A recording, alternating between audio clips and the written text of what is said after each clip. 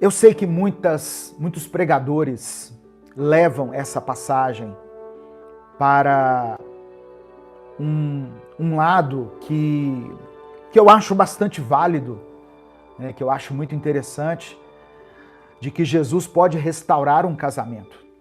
E é verdade, Jesus pode restaurar um casamento. Ele restaurou o meu. Ele restaurou o meu casamento. O vinho simbolizava a alegria. No Velho Testamento, o vinho simboliza a alegria. O fato de ter acabado o vinho representa o fim da alegria em um casamento. Mas Jesus restaura a alegria. Mas eu quero ir além disso. Eu quero falar além disso. Eu creio no poder de Deus para restaurar um casamento, para restaurar um relacionamento. Mas eu sempre quero trazer as pessoas que me acompanham a colocar os pés no chão. Jesus, ele precisa ser convidado para entrar no casamento. O texto diz que ele foi convidado. E Jesus pode restaurar a alegria em um relacionamento. Mas o vinho pode acabar de novo? Pode. Eu não acredito em casamentos que não passem por crises. Eu não acredito no felizes para sempre. Isso para mim é fábula. Todas as histórias que a gente vê, né, aquelas histórias tradicionais que a gente conhece, de princesa, de príncipe, né? Eles se casaram e viveram felizes para sempre. Eu não acredito nisso. Eu acredito em que haverá momentos em que o vinho vai acabar novamente. Mas eu creio que Jesus pode entrar de novo e transformar a água em vinho. Vocês estão entendendo o que eu quero dizer?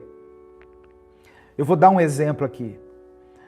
Durante a pandemia, eu tive várias notícias de casais que eu conhecia, que eram uma referência para mim, que aparentemente viviam bem, famílias estruturadas financeiramente, emocionalmente, filhos abençoados. De repente chegava a notícia para mim e para minha esposa: fulano e fulana se separaram. Eu falava, meu Deus, não é possível. Esse casal era uma bênção. Esse casal era um modelo na igreja. De repente vinha uma outra notícia: olha, Beltrano e Cicrana estão entrando com um processo de divórcio. E eu ficava pensando, meu Deus, mas era um casal tão perfeito, eles tinham tanta sintonia, eles se entendiam bastante, tinham objetivos em comum, cresceram junto com a gente no Evangelho, né? Fomos companheiros lá na igreja, de ministério, de liderança, participando juntos de várias coisas. O que eu quero dizer para você é que todo casamento está sujeito a passar por crises.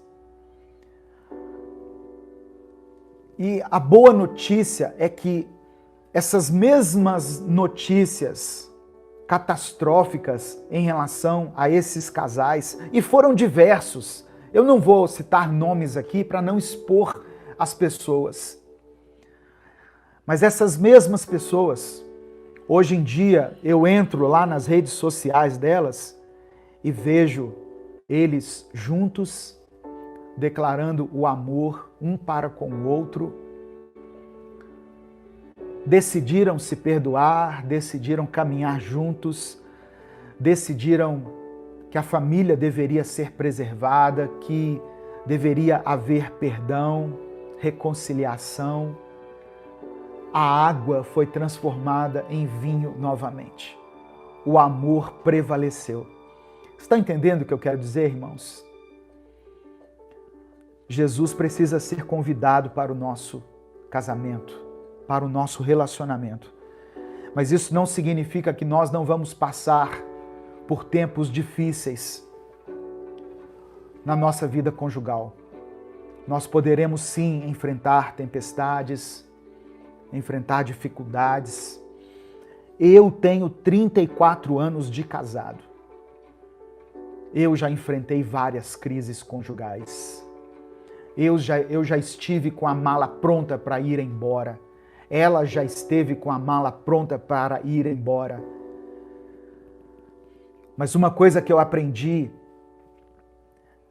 é não tomar atitudes precipitadas no meio de uma crise. Se você está me ouvindo e o seu casamento está passando por um momento de crise, por um momento onde o vinho acabou, a alegria acabou, não tome nenhuma atitude agora. Não decida nada por enquanto. Dê um tempo. Reflita. Reveja a sua história de vida, a trajetória da sua vida, junto com a sua esposa. Veja tudo que Deus fez na sua vida até hoje.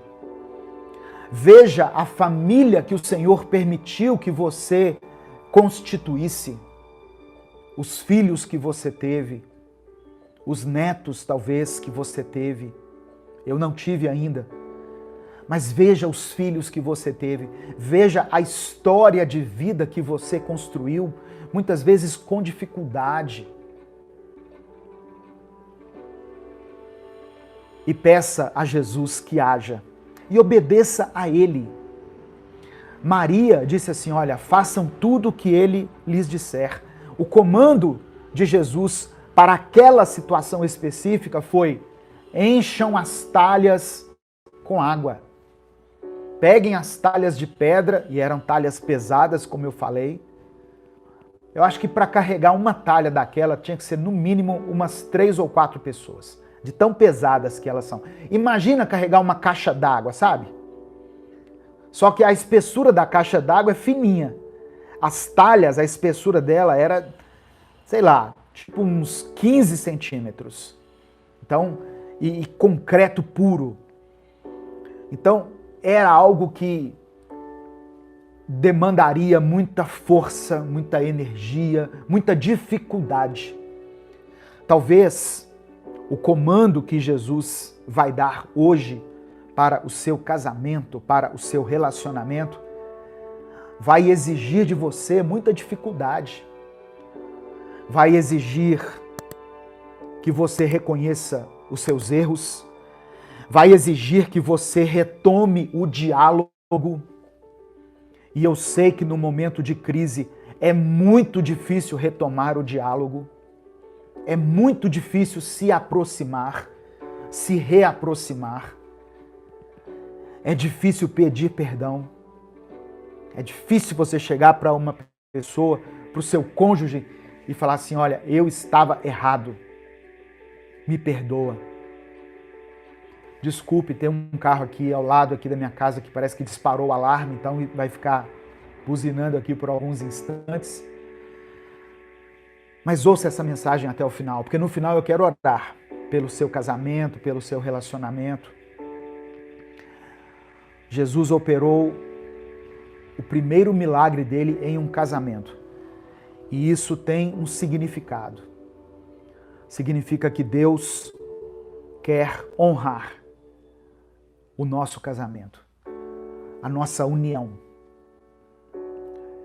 Ele não será um príncipe para o resto da vida. Talvez você tenha que conviver com um ogro, com o Shrek. Ela não será uma princesa para o resto da vida. Talvez você vai ter que conviver com a Fiona. Mas entre vocês existe uma aliança de amor que foi feita. E vocês prometeram um ao outro ficarem juntos. na saúde, na doença, na alegria, na tristeza, na força, na fraqueza, nos dias de fartura ou nos dias de escassez. Vocês prometeram isso. Diante de Deus, vocês fizeram uma aliança. Então, nós precisamos aprender a perdoar, aprender a conviver com os defeitos das pessoas, não aceitar. A gente pode procurar sempre melhorar, tanto melhorar a nós mesmos, quanto influenciarmos positivamente a pessoa com a qual nós convivemos. Porque se você convive com alguém diariamente, você é a maior influência para essa pessoa. Então, se você a trata com carinho, com amor, com respeito, com honra, consequentemente, com o passar do tempo, você também receberá dela esse carinho, esse amor, esse respeito, essa honra. Aquilo de bom que você der a essa pessoa que está aí ao seu lado, você vai receber de volta. Amém? Então convide Jesus para fazer parte do seu casamento. Ele pode operar um milagre. Ele é capaz de transformar a água em vinho. E lembre-se, foi Deus quem estabeleceu essa união de vocês. Foi Deus. Não foi o homem, foi Deus. Mateus capítulo 19, versículo 6, Jesus disse assim: assim, eles já não são dois, mas sim uma só carne. Portanto, o que Deus uniu, ninguém separe. O que Deus uniu, ninguém separe. Gênesis capítulo 2, versículos 24 e 25. Por essa razão, o homem deixará pai e mãe e se unirá à sua mulher, e eles se tornarão uma só carne. O homem e sua mulher viviam nus e não sentiam vergonha. O homem deixará o seu pai e a sua mãe e se tornará uma só carne junto com a sua esposa. Eu poderia trazer até outra pregação aqui dentro disso, mas eu quero parar por aqui. Eu quero focar somente no texto que eu li de João capítulo 2 e dizer que Deus pode restaurar sim o seu casamento.